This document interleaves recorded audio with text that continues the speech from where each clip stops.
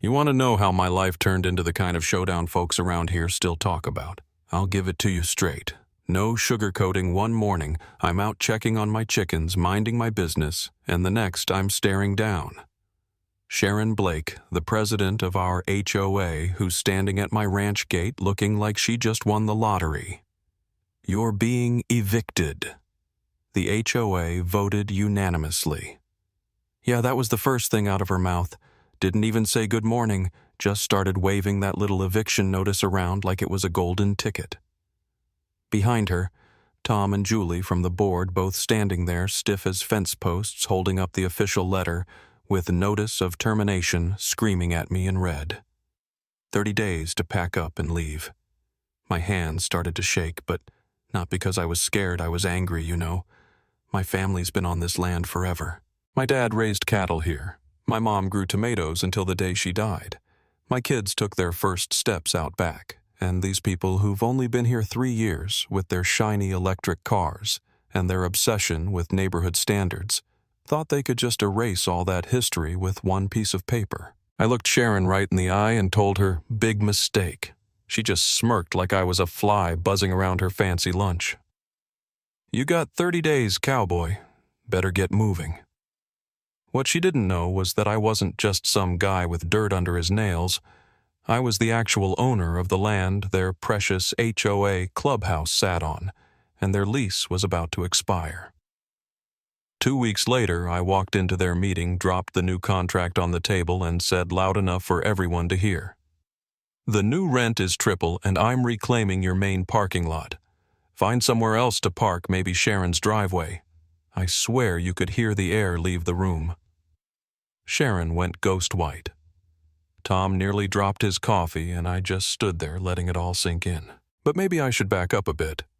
Let you see how it all started spiraling. See, I never wanted any drama. I'm Matt Cole, 52, widower, fourth-generation rancher, just trying to live quiet in Willow Creek, Texas, where folks used to bake pies for their neighbors instead of filing complaints. Things changed the day the Willow Creek Estates HOA decided the place needed cleaning up. That was about 6 months before Sharon pulled her eviction stunt. She showed up at my ranch dressed head to toe in pink, smelling like she'd bathed in perfume, clipboard in hand, and says Mr. Cole just wanted to talk about your fencing. It's rustic.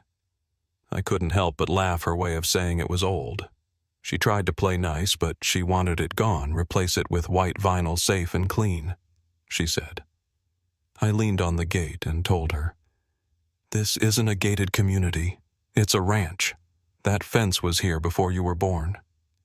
Her smile never reached her eyes. From there, things got weird.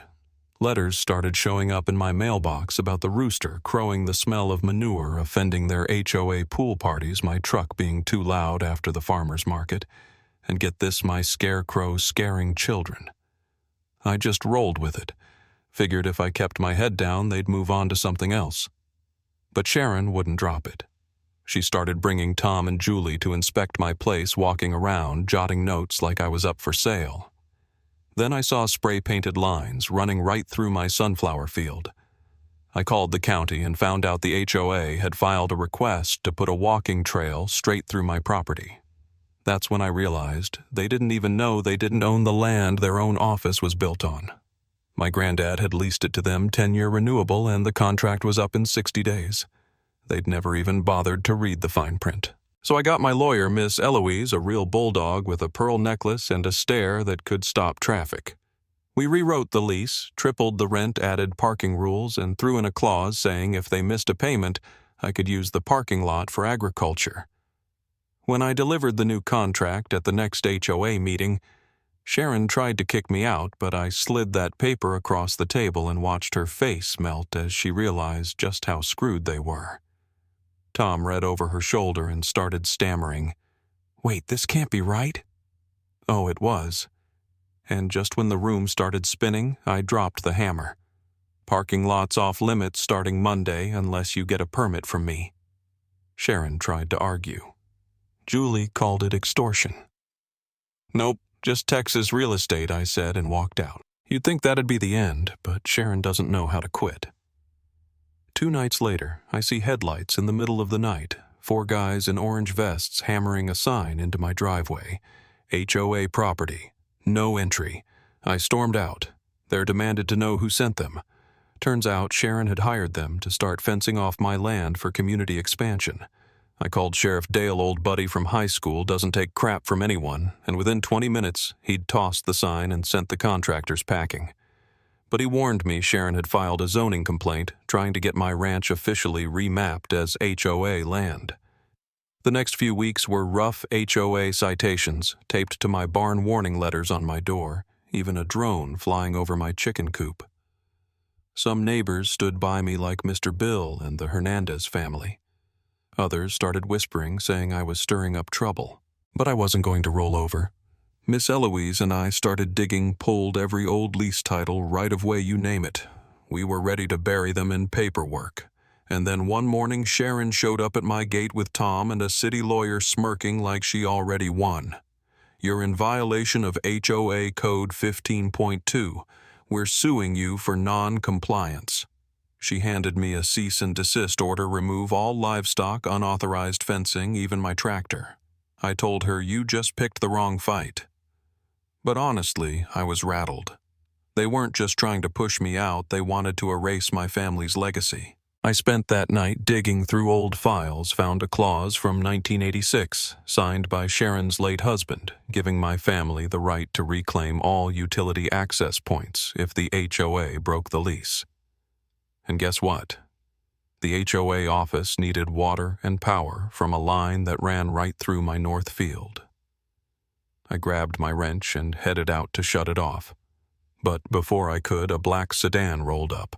Out stepped 2 county inspectors and a man I hadn't seen since my wife's funeral. Senator Charles Harrove. He handed me a formal injunction signed by Judge Martha Dillard, Sharon's bridge partner, go figure, blocking any action on the utilities. "This is politics," he told me straight-faced. "Sell the land, Matt. Walk away clean." But I'm not selling my family's soul, and I told him so. That kicked off a storm. HOA fines piling up. Phony bills, reporters calling me the face of anti-progress, even someone spray painting Hick Farm out on my barn. One morning, I found my barn in flames. Someone had set it on fire. Dale found a charred HOA visitor badge in the wreckage. That's when I stopped playing defense. I used every penny I'd saved since my wife died to buy up every parcel touching the HOA clubhouse quietly through a trusted agent. Then I built a feed store and animal rescue right next to their fence. Every Saturday I handed out eggs, ran birdhouse workshops, and hired neighbors the HOA had pushed out. Even Tom and Julie ended up helping me. Sharon lost control, the board crumbled, meetings turned into chaos, and the HOA's lawyers started slinging lawsuits trying to claim I'd bought the land illegally. But Miss Eloise dug up a notarized letter from Sharon's own husband confirming my family's rights to every inch of that land. At the final court hearing, the judge tossed their case, called it frivolous, and threatened sanctions. It was over. Neighbors cheered. Reporters swarmed. But as I stood on the courthouse steps, Sharon slipped away. Her power gone, her legacy crumbling. A year later, the barn was rebuilt. The feed store was thriving, and kids from all over came to see the sunflowers bloom again. Sheriff Dale clapped me on the back and said, "You know what the town calls this place now? The heart of Willow Creek. Not bad for a stubborn old rancher, huh?" Look, I'm not telling this story to brag or to preach or to say I did anything special. I'm telling it because sometimes the only thing standing between a community and the bulldozers is one person who won't budge. Even when the money gets big, the politics get dirty, and the odds feel impossible. When your roots run deep enough, even a fire can't burn you down. So let me ask you, if it was your home, your family's land, would you stand your ground too? I'd love to hear your take. Drop a comment below. Tell me, where do you draw the line between progress and preserving what matters?